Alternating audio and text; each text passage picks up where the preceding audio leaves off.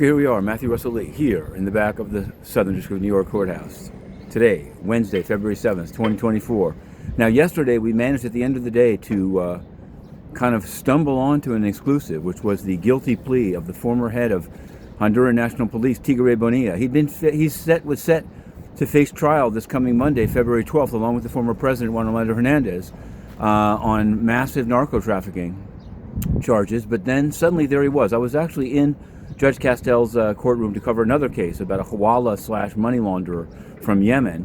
But then the two lawyers appointed to Tigre Bonilla were buzzing around, going in and out of the holding cell, and I figured it out. Tigre had been brought in, and he spent a long time considering the plea offer. He said it had only been delivered the day before.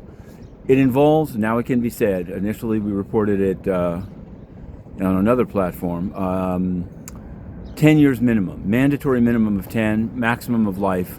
I think probably the lawyer sold it on him saying he's going to get 10 as opposed to 30 for the president's brother. And who knows what Juan Orlando is going to get. We're going to be covering the trial. In any event, you can find that up. We also, yesterday, the prosecutor's big news. I don't think they've even announced Tigre Bonilla's guilty plea yet.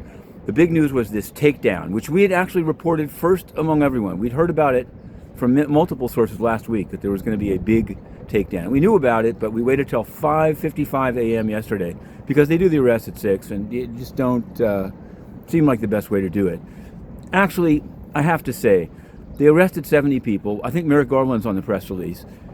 One guy that I covered, I'll just give you the example. His name is Charles Starks. He, in total, bribed $7,000 over 3 years. It may be less than it seems. Not less than it seems. Crime is crime, but some people were asking, defense lawyers were asking, why people weren't allowed to self-surrender. You just, and basically all day through 6 magistrate judges' courtrooms, these guys were processed, guys and women. We're going to stay on the case and see whether it is what they say it is. Meanwhile, the government has asked for a so-called cursio, or conflicts hearing, because the same lawyer is representing Sam Bankman-Fried, formerly of FTX, and Mashinsky, formerly of Celsius. Yes, they're working together.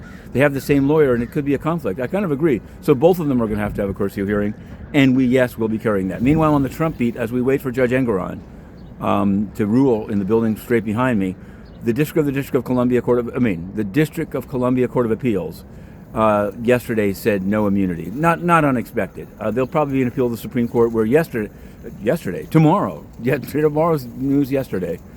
Tomorrow, there will be the oral argument on the ballot question of Colorado, etc. We're going to be covering all of it. We're also covering the United Nations, where Antonio Guterres is pontificating about his plans for the year. Must involve failure and censorship. Certainly censorship. That I can attest to. We're going to keep pushing on all fronts. InnerCityPress.com.